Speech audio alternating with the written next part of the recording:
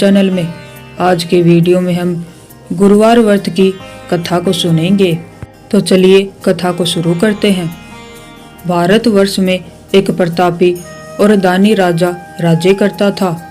वह नित्य गरीबों और ब्राह्मणों की सहायता करता था। यह बात उसकी रानी को अच्छी नहीं लगती थी। वह न ही गरीबों को दान देती, न ही भगवान का पूजन करती थी और राजा को भी दान देने से मना किया करती थी। एक दिन राजा शिकार खेलने वन को गए हुए थे तो रानी महल में अकेली थी। उसी समय बृहस्पति देव साधु वेश में राजा के महल में भिक्षा मांगने के लिए गए और भिक्षा मांगी। रानी ने भिक्षा देने से इनकार किया और कहा, हे साधु महाराज, मैं तो दान पुण्य से तंग आ गई हूँ। मेरा पति सारा धन लुटाते रहते हैं। मेरी इच्छा है कि हमारा धन नष्ट हो जाए, फिर न रहेगा बांस और न बजेगी बांसुरी। साधु ने कहा, देवी तुम तो बड़े विचित्र हो। धन संतान तो सभी चाहते हैं, पुत्र और लक्ष्मी तो पापी के घर में भी होने चाहिए। यदि तुम्हारे पास अधिक धन है तो भूखों को भोजन दो, प्यासों के लिए प्याऊ बनवाओ, मुसाफिरों के लिए धर्मशालाएं खुलवाओ। जो निर्धन अपनी कुंवारी कन्याओं का विवाह नहीं कर सकते, उनका विवाह करा दो। ऐसे और कई काम हैं जिनके करने से तुम्हारा यश लोक परलोक में फैलेगा। परंतु रानी पर उपदेश का कोई प्रभाव न पड़ा। वह बोली, महाराज आप मुझे कुछ न समझाएं। मैं ऐसा धन नहीं चाहती जो हर जगह बांटती फिरूं। साधु ने उत्तर दिया, यदि तुम्हारी ऐसी इच्छा है तो तथास्तु। तुम ऐसा करना कि बृहस्पतिवार को घर लीपकर पीली मिट्टी से अपना सिर धोकर स्नान करना, भट्टी चढ़ाकर कपड़े धोना। ऐसा करने से आपका सारा धन नष्ट हो जाएगा। इतना कहकर साधु महाराज वहां से चले गए। साधु के अनुसार कई बातों को पूरा करते हुए रानी को केवल 3 बृहस्पतिवार ही बीते थे कि उनके समस्त धन संपत्ति नष्ट हो गई। भोजन के लिए राजा का परिवार तरसने लगा। तब एक दिन राजा ने रानी से कहा कि हे रानी, तुम यहीं रहो, मैं दूसरे देश को जाता हूँ, क्योंकि यहाँ पर सभी लोग मुझे जानते हैं, इसलिए मैं कोई छोटा कार्य नहीं कर सकता। ऐसा कहकर राजा परदेश चला गया। वहाँ वह जंगल से लकड़ी काट कर लाता और शहर में बेचता। इस तरह वह अपना जीवन व्यतीत करने लगा। इधर राजा के परदेश जाते ही रानी और दासी दुखी रहने लगी।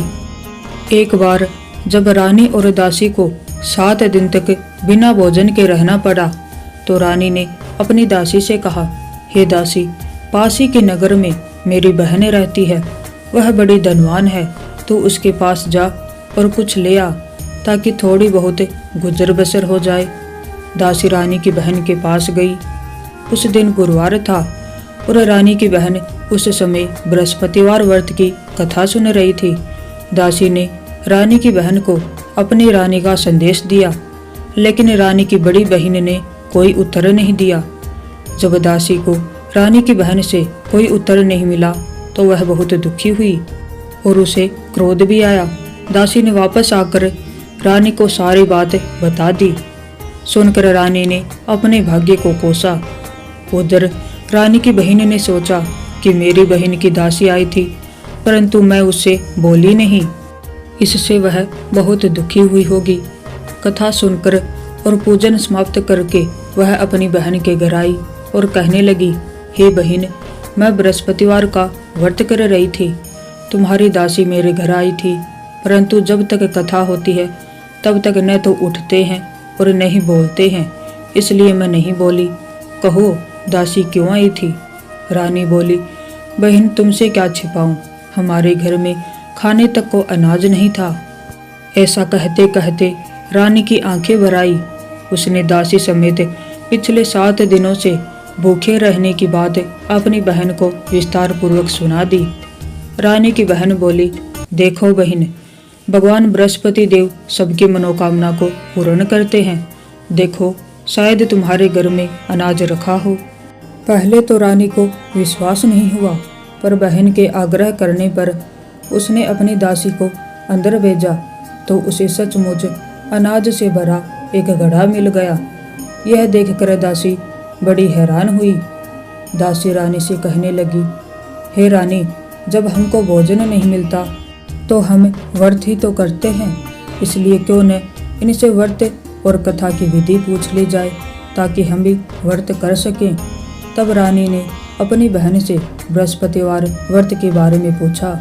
उसकी बहन ने बताया, बृहस्पतिवार के व्रत में चने की दाल और मुनक्का से विष्णु भगवान का केले की जड़ में पूजन करें तथा दीपक जलाएं, व्रत कथा सुने और पीला भोजन ही करें। इससे बृहस्पति देव प्रसन्न होते हैं। व्रत और पूजन विधि बताकर रानी की बहन अपने घर को लौट गई। 7 दिन के बाद जब गुरुवार आया तो रानी और दासी ने व्रत रखा। गुड़साल में जाकर चना और गुड़ लेकर आई, फिर उससे केले की जड़ तथा विष्णु भगवान का पूजन किया।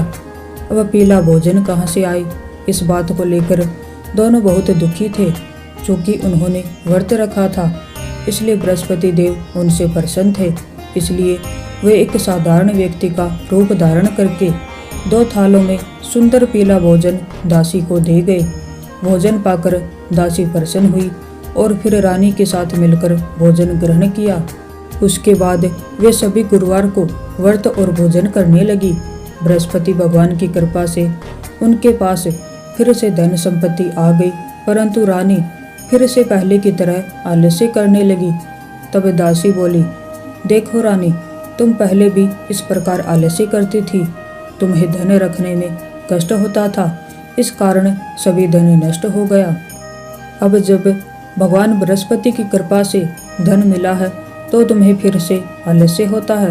रानी को समझाते हुए दासी कहती है कि बड़ी मुसीबतों के बाद हमने धन पाया है, इसलिए हमें दान पुण्य करना चाहिए, भूखे मनुष्यों को भोजन कराना चाहिए और धन को शुभ कार्यों में खर्च करना चाहिए, जिससे तुम्हारे कुल का यश बढ़ेगा, स्वर्ग की प्राप्ति होगी और पितृ प्रसन्न होंगे।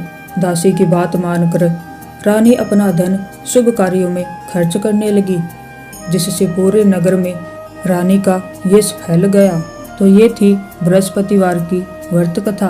अगर आपको कथा अच्छी लगी हो तो वीडियो को लाइक कीजिएगा और चैनल को सब्सक्राइब कीजिएगा। आप सभी को राधे राधे।